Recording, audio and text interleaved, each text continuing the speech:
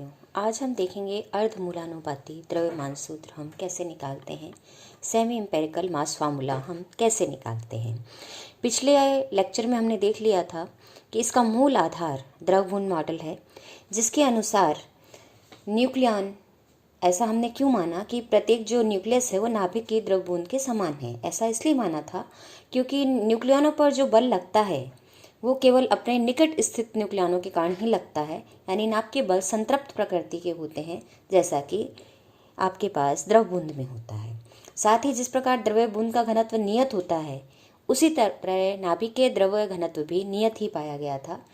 और नाभ के पृष्ठ पर उसी तरह खिंचाव हमें देखने को मिलता है, यानी नाभ के पृष्ठ पर जो न्यूक्लियस स्थित हैं उन पर कम बल लगता है अपेक्षाकृत उन न्यूक्लियस के जो नाभिक के अंदर स्थित होते हैं। ये बिल्कुल उसी तरह है जैसे कि द्रव बूंद में पृष्ठ तनाव कार्य करता है। और पृष्ठ पर तनाव क्यों लगता है? क्योंकि पृष्ठ पर स्थित अणुओं पर कम बल लगता है, क्योंकि बाहर की तरफ कोई एटम्स नहीं होते हैं, और अंदर स्थित अणुओं पर अधिक बल लगता है।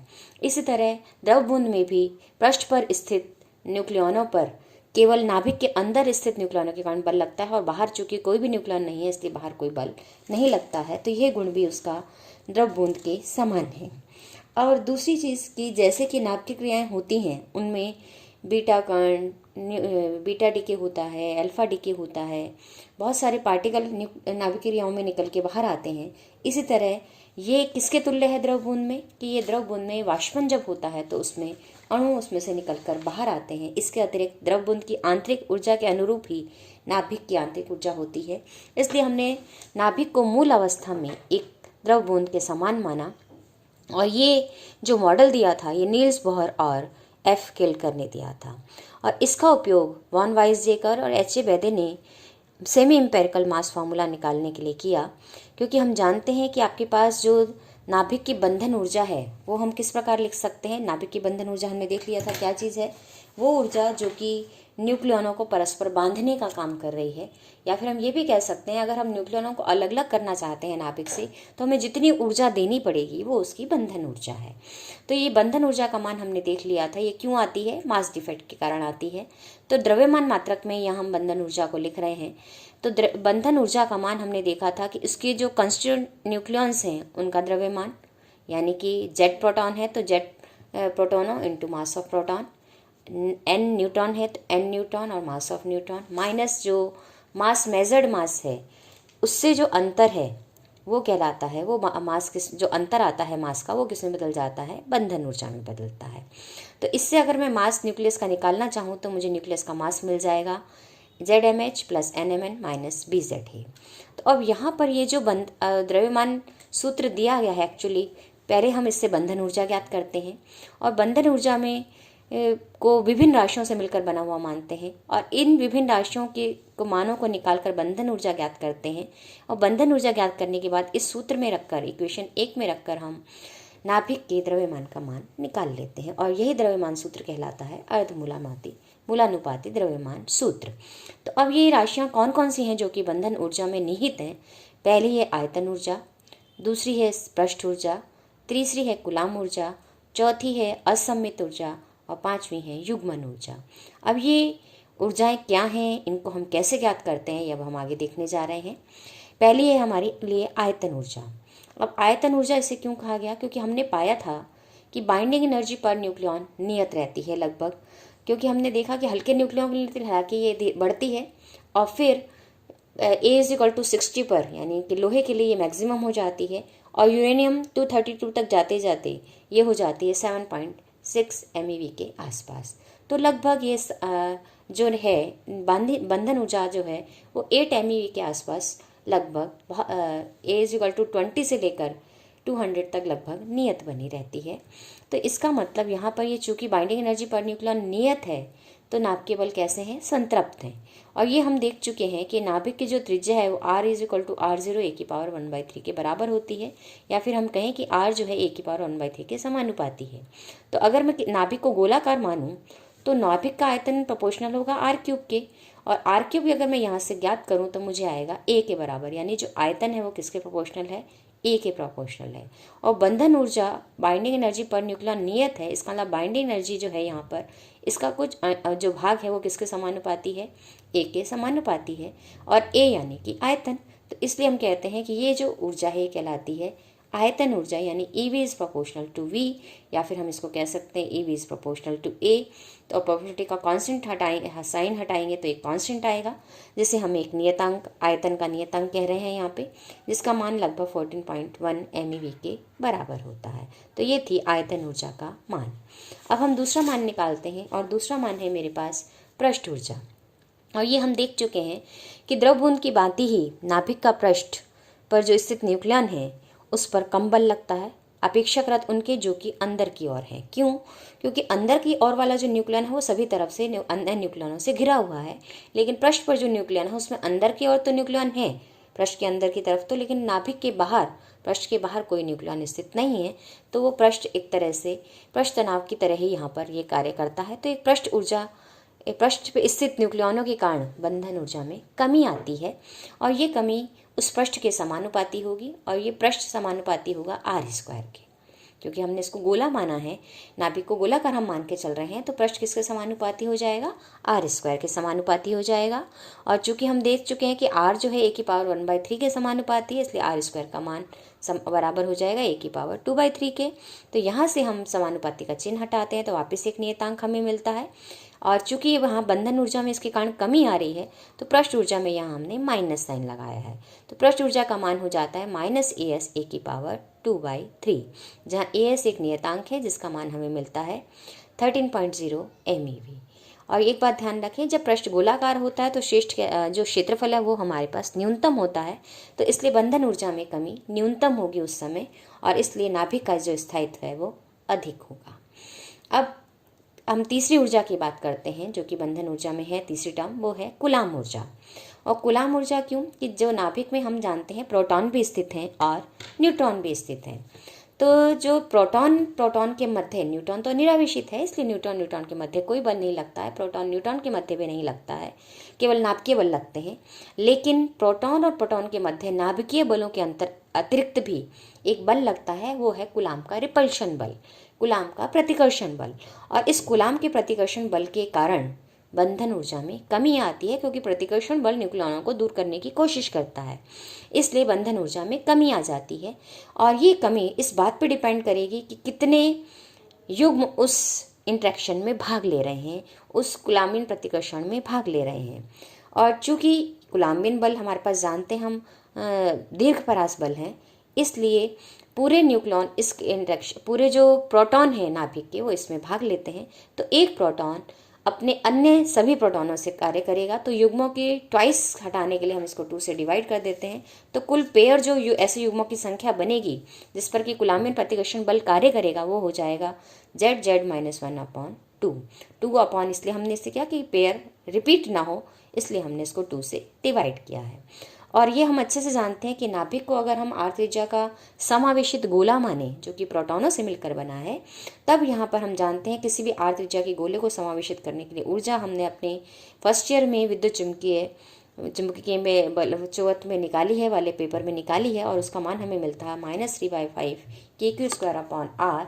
तो यहाँ पर आपके पास q जो है वो उसकी जगह हम रिप्लेस करेंगे तो वो हो जाएगा, क्योंकि पेयर z × z-1 बन रहे हैं, तो q के स्क्वायर की जगह जब हम रिप्लेस करेंगे तो हमें मिलेगा ZZ-1 और k का मान मैंने रख दिया, k का मान होता है 1/4πε0। तो इन सबको सॉल्व करके जो बाकी कांस्टेंट टर्म है वो मैंने एक नियतांक में AC में डाल दी, तो ये मुझे कूलाम्बिन ऊर्जा का मान मिल जाता है -AC ZZ-1 a की पावर 1/3। r का मान हमने a के टर्म्स में यहाँ रख दिया है। और यहाँ पर AC पुनः एक नियतांक है जिसका मान हो जाता है 0.595 MeV पाया गया है। अब यहाँ पर एक बात ध्यान दें, ये भी ऋणात्मक है, क्यों? क्योंकि ये बंधन ऊर्जा में कमी पैदा कर रही है। लेकिन अगर जैसे जैसे नाभिक भारी होता जाएगा तो उसमें प्रोटॉनों की संख्या बढ़ती है, और बढ़ती है तो वो एक से बहुत ज़्यादा हो जाएगी, इसलिए इस एक को मैं नेग्लेक्ट कर सकती हूँ। तब मुझे कूलाम्बिन ऊर्जा का मान भारी नाभिक के लिए मिल जाएगा -AC Z² a की पावर 1/3। अब हम चलते हैं हमारी चौथी टर्म जो बंधन ऊर्जा की है, और वो है असम्मित ऊर्जा। असम्मिति क्यों आई? क्योंकि हल्के नाभिक जब हम लेते हैं तो उसमें प्रोटॉनों की संख्या और न्यूट्रॉनों की संख्या का मान लगभग बराबर होता है, बराबर ही होता है। तो इसलिए ये प्रभाव कहलाता है सममिति प्रभाव। लेकिन जैसे जैसे नाभिक भारी होता जाता है उसमें जो आपके पास प्रोटॉनों की संख्या है वो बढ़ती है, और प्रोटॉनों की संख्या बढ़ने के कारण उसमें कुलाम्बिन प्रतिकर्षण बल भी बढ़ेगा, और इस कुलाम्बिन प्रतिकर्षण बल बढ़ने की वजह से बंधन ऊर्जा में कमी आने लगती है, स्थायित्व में कमी आने लगती है। और इसको दूर करने के लिए हम हमारे नाभिक में न्यूट्रॉनों की संख्या बढ़ती है, क्योंकि न्यूट्रॉन इस रिपल्शन बंधन ऊर्जा को बढ़ाते हैं और रिपल्शन को कम करके बंधन ऊर्जा को बढ़ाते हैं। तो लेकिन हम ये देखते हैं कि जैसे जैसे न्यूट्रॉनों की संख्या अधिक बढ़ेगी कुलाम्बिन रिपल्शन को कम करने के लिए, तो उस समय एक सममिति का जो प्रभाव है हमारे पास कि n=z होता है, तो सममित प्रभाव होता है। तो उस स्थिति में जब न्यूट्रॉनों की संख्या कुलाम्बिन रिपल्शन को कम करने के लिए बढ़ती है, तो इस न्यूट्रॉन अधिक्य के कारण असम्मित ऊर्जा हमारे पास आ जाती है, और इस असम्मित ऊर्जा के कारण भी हमारे पास बंधन ऊर्जा में हालांकि कमी आती है, क्योंकि सम्मिति प्रभाव कम हो जाता है। तो यहाँ पर आपके पास असम्मित ऊर्जा जो है वो इस न्यूट्रॉन अधिक्य पर निर्भर करती है कि न्यूट्रॉनों की संख्या प्रोटॉनों से कितनी ज़्यादा हमारे पास है। तो n-z का होल स्क्वायर अपॉन a।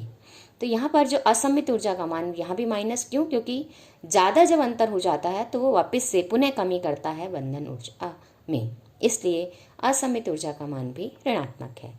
और यहाँ a एक नियतांक है, यहाँ पे n का मान हमने चूँकि a-z भी रख सकती हूँ, तो a-z जब मैं यहाँ रखती हूँ तो ये बन जाता है a-2z का होल स्क्वायर अपॉन a। तो ये थी मेरे पास असिमेट्री टर्म। अब हम बात करते हैं पेयरिंग एनर्जी टर्म की। और ये पेयरिंग एनर्जी टर्म क्या है कि जब हम प्रकृति में नाभिकों के स्थायित्व की बात करते हैं कि मुझे कौन से नाभिक प्रकृति में अधिक मिलते हैं, कौन से कम मिलते हैं, तो ये पाया गया नेचर में कि जो समसम नाभिक है वो सबसे अधिक स्थायी है। समसम नाभिक का मतलब ऐसा नाभिक जिसमें प्रोटॉनों की संख्या भी सम हो और न्यूट्रॉनों की संख्या भी सम हो। तो जब दोनों संख्याएं सम है तो हम उसको कहते हैं समसम नाभिक। और ये समसम नाभिक सबसे अधिक प्रकृति में पाए गए हैं, यानी कि समसम नाभिक प्रकृति के लिए इसमें सर्वाधिक स्थायी है। और विषम विषम नाभिक संख्या में बहुत कम पाए गए हैं। विषम विषम नाभिक का मतलब कि जिसमें प्रोटॉनों की संख्या भी विषम हो और न्यूट्रॉनों की संख्या भी विषम हो, वो कहलाता है हमारे पास विषम विषम नाभिक। और ये ऐसे नाभिक सर्वाधिक अस्थायी हैं, इसलिए नेचर में जो प्रकृति में पाए जाने वाले ऐसे नाभिकों की संख्या है वो बहुत कम है। अब तीसरी तरह के नाभिक हैं हमारे पास सम विषम या विषम सम, यानी कि अगर आपके पास n सम है तो z विषम है, और अगर z सम है तो n विषम है, यानी एक राशि सम है तो दूसरी मेरे पास विषम है। तो ऐसे नाभिक कहलाते हैं ऑड इवन न्यूक्लियाई या इवन ऑड न्यूक्लियाई। और ये दोनों के इंटरमीडिएट स्टेट में है, ना तो ये बहुत अधिक स्थायी हैं ना बहुत अधिक अस्थायी हैं। तो ये कुछ नाभिक ऐसे हैं जो इनकी संख्या विषम विषम नाभिक से तो अधिक है लेकिन सम सम नाभिकों से ये कम है। तो ये एक इंटरमीडिएट स्टेट है। तो और ये प्रभाव जो जुड़ा हुआ है इसका मतलब नाभिकों के युग्मन से जुड़ा हुआ है, क्योंकि अगर आप देखेंगे तो समसम नाभिक में सारे जो न्यूक्लियॉन्स हैं वो क्या होंगे, पेयर्ड होंगे, और सम विषम नाभिक में कुछ न्यूक्लियॉन्स अनपेयर्ड होंगे, जबकि विषम विषम में अनपेयर्ड न्यूक्लियॉन्स की संख्या सर्वाधिक होगी। तो इससे ये हमें ज्ञात होता है कि इसका मतलब जो नाभिकों में स्थायित्व की जब हम बात करते हैं, बंधन ऊर्जा की हम बात करते हैं, तो उसमें युग्मन का भी एक रोल है कि किस प्रकार से न्यूक्लियनों के मध्य पेयरिंग हो रही है। और इस पेयरिंग के कारण जो टर्म पाई गई उसको हम लिखते हैं AP⁴ से। अब यहाँ पर ये इसको हमने डेल्टा के बराबर माना है। और समसम नाभिक के लिए चूंकि बंधन ऊर्जा क्योंकि सर्वाधिक है साइंस का मतलब उनकी बंधन ऊर्जा अधिक है, इसलिए ये माना गया कि ये पॉजिटिव है। और सम विषम के लिए इंटरमीडिएट स्टेट में इसको शून्य मान लिया गया, यानी सम विषम नाभिक के रेस्पेक्ट में हमने बाकी दोनों को डिफाइन कर दिया है। और विषम विषम नाभिक चूंकि सर्वाधिक अस्थायी हैं यानी बंधन ऊर्जा इनकी कम होगी, इसलिए डेल्टा इनके लिए नेगेटिव माना गया है। तो इस प्रकार से जब इन पांचों टर्म को हम कलेक्ट करते हैं तो टोटल बंधन ऊर्जा जो मेरे पास आ जाती है वो आ जाती है मेरे पास निकल के कि आपके पास टोटल बंधन ऊर्जा का मान मुझे मिल जाता है AVA -AS A⁴ -AC ZZ -1/A⁴ -AA -2Z का होल स्क्वायर अपॉन A और plus minus delta. Volume energy term, surface energy term, coulombian energy term, asymmetry energy term और pairing term depending upon even nuclei है। Odd even nuclei है या odd odd nuclei है। इन सब का मान जब हम रख देते हैं तो मुझे द्रव्यमान, नाभिक के द्रव्यमान का भी मान मिल जाता है और ये मान हो जाएगा ZmH माइनस NMN, और ये सारा मान हमने रख दिया है पूरा माइनस जो हमारे पास बंधन ऊर्जा थी, तो इन सबके बंधन ऊर्जा में सबके साइन बदल कर मैंने इसको यहाँ रख दिया है। और ये जो फॉर्मूला मुझे मिला है ये कहलाता है अब अर्धमूलानुपाती द्रव्यमान सूत्र या फिर सेमी एम्पेरिकल मास फॉर्मूला, और इसे हम बेदे-वाइसजेकर फॉर्मूला भी कहते हैं। तो ये था हमारा आज का ये फॉर्मूला। और अब हम एक चीज़ और देख लेते हैं, और वो क्या है मेरे पास कि जब हम इन सब की बात करते हैं तो हम नाभिक की प्रकृति में मूल बलों पे अगर मैं जाऊं, क्योंकि नाभिकीय बलों को मैं डिस्कस करना चाहूं उससे पहले मैं प्रकृति के मूल बलों की ओर जा रही हूं कि प्रकृति में बल कौन कौन से हैं। एक कहलाता है प्रबल बल, और ये प्रबल बल कौन से हैं? नाभिकीय बल हैं जो न्यूक्लियनों के मध्य लगते हैं, और इनकी परास बहुत कम है क्योंकि ये केवल नाभिक के अंदर ही कार्यकारी होते हैं, बहुत प्रबल होते हैं लेकिन नाभिक के अंदर ही हैं, इसलिए इनकी परास बहुत कम होती है। नाभिक की रेडियस की होती है, नाभिक के साइज़ की होती है, और नाभिक का साइज़ हम जानते हैं 10⁻⁻15 मीटर की कोटि का है। और ये प्रबल नाभिक की अनुन्नय क्रिया किसके कारण मध्य होती है? बेरियॉन्स में, मेसॉन्स में, इनके विनिमय से, इन पार्टिकल्स के विनिमय से प्रबल नाभिकीय अनुन्नय क्रियाएं होती हैं।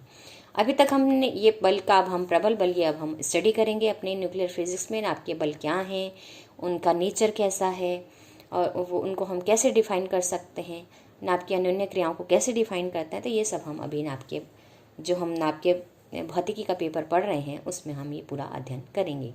विद्युत चुंबकीय बलों का हम अपने फर्स्ट ईयर में विद्युत चुंबक में इलेक्ट्रोमैग्नेटिक्स के पेपर में अध्ययन कर चुके हैं, और हम ये देख चुके हैं कि आवेशित कणों के मध्य लगता है, और विद्युत चुंबकीय अनुन्नय क्रियाएं फोटॉन के कारण, विनिमय के कारण होती हैं, और इनकी परास अनंत होती है, लेकिन इनकी प्रबलता न्यूक्लियर फोर्सेस से बहुत कम है, यानी कि 10⁻⁻2 टाइम्स ऑफ न्यूक्लियर फोर्स है, या फिर हम ये कहें 1/137 टाइम्स ऑफ न्यूक्लियर फोर्सेस हैं। अब तीसरी तरह के बल प्रकृति में जो पाए जाते हैं वो कहलाते हैं दुर्बल बल। ये गेज बोसॉन के विनिमय के कारण होते हैं। ये एक्चुअली नाभिकीय अनुन्नय क्रियाएं हैं, लेकिन ये दुर्बल नाभिकीय अनुन्नय क्रियाएं हैं जो म्यूऑन, पायोन, कायोन के मध्य होती हैं, और इनकी प्रबलता न्यूक्लियर फोर्सेस से कम होती है। कितनी कम होती है? बहुत कम होती है, यानी कि 10⁻⁻13 टाइम्स कम होती है। लेकिन ये चूंकि नाभिक के मध्य ही लग रहे हैं, इसलिए परास इनके नाभिक के अंदर चूंकि ये सारे कण हैं तो इनकी परास बहुत कम है, 10⁻⁻18 मीटर की है। गुरुत्वीय बल हम शुरू से पढ़ते आ रहे हैं कि मैसिव पार्टिकल्स के मध्य, द्रव्यमान कणों के मध्य गुरुत्वीय बल लगते हैं। पृथ्वी का भी अपना गुरुत्वीय बल है जो कि हमें अपनी ओर खींचती है, और इन बलों की परास अनंत है, लेकिन इनकी प्रबलता न्यूक्लियर फोर्सेस की अपेक्षा बहुत कम है, 10⁻⁻13 टाइम्स कम है इनकी प्रबलता, लेकिन परास कैसी है? अनंत है। और हालांकि ऐसा माना गया है कि ये जो गुरुत्वीय क्रिया होती है ये ग्रेविटॉन कण के विनिमय से होती है, लेकिन अभी तक इसकी पुष्टि नहीं हो पाई है। तो इस प्रकार से प्रकृति में ये 4 मूल बल हैं, और नाभिकीय भौतिकी में हम मुख्यतः अध्ययन करेंगे किसका? नाभिकीय बलों का, और नाभिकीय बलों में प्रबल बल भी और दुर्बल बल भी। धन्यवाद।